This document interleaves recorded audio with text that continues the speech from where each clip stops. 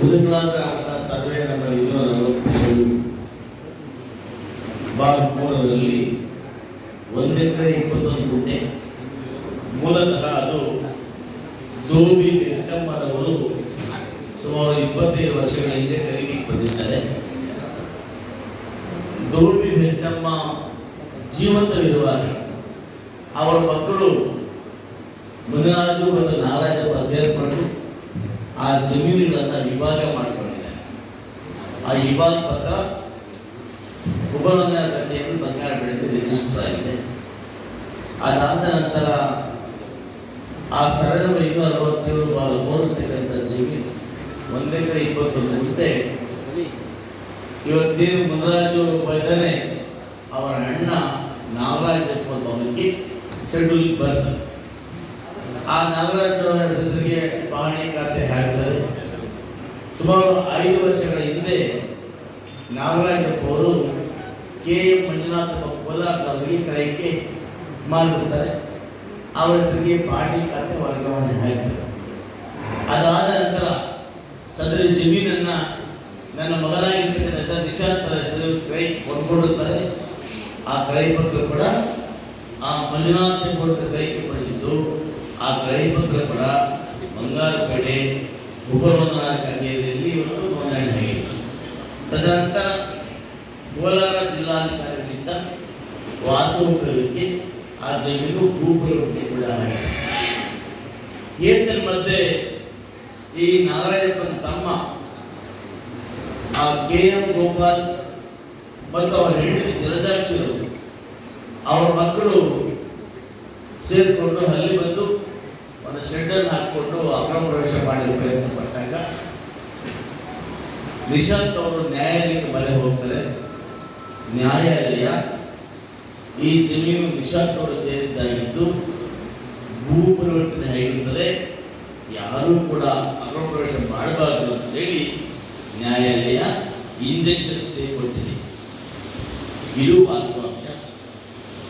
ಇದನ್ನ ಅವರು ಮೊನ್ನೆ ಆ ಜಮೀನನ್ನು ಅಡ್ಡಿಪಡಿಸಿದಾಗ ನಮ್ಮ ಅಲ್ಲಿ ಇರ್ತಕ್ಕಂಥ ಮೇಸ್ತಿಯವರು ದೂರು ಕೊಟ್ಟಿದ್ದಾರೆ. ಹಾಗಾಗಿ ಪೊಲೀಸರವರನ್ನ ಕಾನೂನು ಪ್ರಕಾರ ವಿಚಾರಣೆಯನ್ನು ಮಾಡಿದ್ದಾರೆ. ಅವ್ರು ಹೇಳೋ ರೀತಿಯಲ್ಲಿ ಯಾವುದೇ ಜಮೀನಿಗೆ ನಾವು ಹೋಗಿಲ್ಲ, ನಾವು ಕೊಂಡ್ಕೊಂಡಿದ್ದೇವೆ. ಅದಕ್ಕೆ ಅನಗತ್ಯವಾಗಿ ಮಾಧ್ಯಮಗಳು ಅವರ ವಿಡಿಯೋಗಳನ್ನು ತಗೊಂಡು ನಮ್ಮ ಜಮೀನು ಅವ್ರ ಜಮೀನು ದಾಖಲೆ ಕೊಡಲಿ. ನಾವು ಯಾವುದೇ ಸರ್ಕಾರಿ ಜಮೀನಿಗೆ ಹೋಗಿಲ್ಲ, ಜಮೀನನ್ನು ನಿಯಮಾನುಸಾರ ಕ್ರಯಕ್ಕೆ ಪಡೆದಿದ್ದೇವೆ, ಖಾತೆ ಆಗಿದೆ, ಪಹಣಿ ಇದೆ, ವಾಸೋಪಯೋಗಕ್ಕೆ ಭೂ ಪರಿವರ್ತನೆ ಆಗಿದೆ. ತದನಂತರ ನ್ಯಾಯಾಲಯದಲ್ಲಿ ಕೂಡ ನಮ್ಮ ಜಮೀನು ತಂದೆ ಬರಬಾರದು ಅಂತೇಳಿ ಸ್ಟೇ ಕೊಟ್ಟಿದೆ. ಇದು ವಾಸ್ತವಾಂಶ. ಸಾಮಾಜಿಕ ತಪ್ಪಂತ ಹೋಗಬಾರ್ದು. ಯಾಕಂದರೆ MLA ಮಗ ಜಮೀನು ಕೊಂಡ್ಕೋಬಾರ್ದಾ? ನಿಮ್ಗೆ ಏನಾಗ್ಬಿಟ್ಟಿದೆ ಮೀಡಿಯಾಗಳಿಗೆ MLA ಮಗ ಅಂತಂದ್ರೆ ಏನೋ ಕುಂಬಿದಂಗೆ ನೀವು ಅದನ್ನು ಬಿಂಬಿಸ್ತೀವಿ. MLA ಮಗ ಜಮೀನು ಕೊಂಡ್ಕೋಬಾರ್ದ? ಏನಾದರೂ ಕೂಡ ದೌರ್ಜನ್ಯ ಮಾಡಿದಾರಾ? ಅದು ನಾವು ಅವ್ರು ಯಾರು ಇವರು ಹೇಳ್ತಾ ಇವತ್ತು ಅವ್ರ ಕೊಂಡ್ಕೊಂಡಿಲ್ಲ, ಅವ್ರಿಗೂ ಜಮೀನು ಸಂಬಂಧವೇ ಇಲ್ಲ. ಕೇಳಿ ಅವ್ರ ಹೆಸರು ಪಾಣಿ ಇದೆಯಾ, ಅವ್ರ ಹೆಸರು ಖಾತೆ ಇದೆಯಾ, ಕ್ರಯ ಪತ್ರ ಇದೆಯಾ? ಏನು ಇಲ್ವಲ್ಲ. ಇದು ಆ ಮುನಿರಾಜಪ್ಪ ಅವರ ಹಣವಾಗಿ ಬಂದಿರ್ತಕ್ಕಂಥ ಶೆಡ್ಯೂಲ್ ಆಗಿರ್ತಕ್ಕಂಥ ಜಮೀನು. ಅವ್ರು ಯಾಕೋ ಮಾಡಿದ್ದಾರೆ, ಅವರೇ ನಾವು ಕೊಂಡ್ಕೊಂಡಿದ್ದೀವಿ.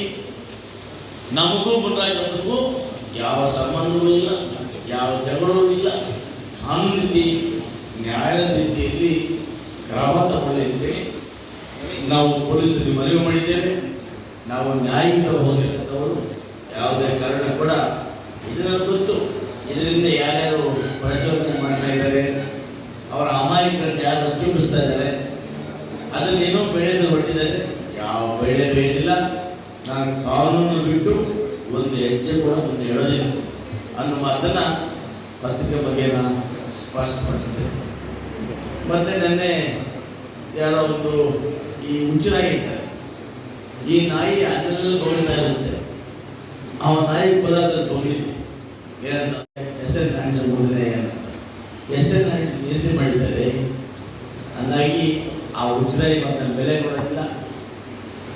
ಇವತ್ತು ಅದನ್ನು ಅನ್ವಯಿಸಲು ಆ ಹುಚ್ಚನಾಯಿ ಬತ್ತಳ್ಳಿ ಗ್ರಾಮದಲ್ಲಿ 25 ಎಕರೆ ಜಮೀನನ್ನ ಖರೀದಿ ಮಾಡಿ ಅದರಲ್ಲಿ 2 ಜಮೀನುಗಳು ಕೊರಚ ಸಮುದಾಯಕ್ಕೆ ಸೇರಿದ SC ಜಮೀನುಗಳನ್ನು ಖರೀದಿ ಮಾಡಿ ಅಕ್ರಮ ನೋಂದಣಿ ಮಾಡಿಕೊಂಡು ಹೆಚ್ಚುವರಿಯಾಗಿ 10 ಎಕರೆನ ಲೆವೆಲ್ ಮಾಡಿರ್ತಕ್ಕಂಥವನು ಆ ಉಜ್ನಾಯಿ ಎಸ್ ನಾರಾಯಣ ಸ್ವಾಮಿ ಅಲ್ಲ. ಹಾಗಾಗಿ ನಾನು ಯಾವುದೇ ಅವರ 5 ವರ್ಷಗಳ ಅವಧಿಯಲ್ಲಿ ಏನೂ ಮಾಡೋಕ್ಕಾಗಿಲ್ಲ. ಬಗಳಿ ಸುತ್ತ ಜನ ಮತ್ತೊಂದು ಅಂತೇಳಿ ಹಾವ ಬಂದು ಅವನ್ನ ನೆನೆಸ್ಕೊಂಡು ಬಗಳಿದ್ರೆ ಸಮಾಧಾನ ಅವನಿಗೆ. ಹಾಗಾಗಿ ನಾವು ಬಗ್ಗೆ ಮಾತಾಡೋದಿಲ್ಲ. ದೇವರನ್ನು ಒಳ್ಳೇದು ಮಾಡಲಿ. ಇನ್ನು ಮುಂದೆ ಅವನೇನ ಬಳ್ಕೊಂಡು ಹೋಗಿ ಅವನೊಬ್ಬ ನಮಗೆ ಕೌಂಟ್ರು ಅಲ್ಲ ಇರುವಲ್ಲ ಅಂತೇಳಿ ನಾನು ಸ್ಪಷ್ಟತೆ ಕೊಟ್ಟರೆ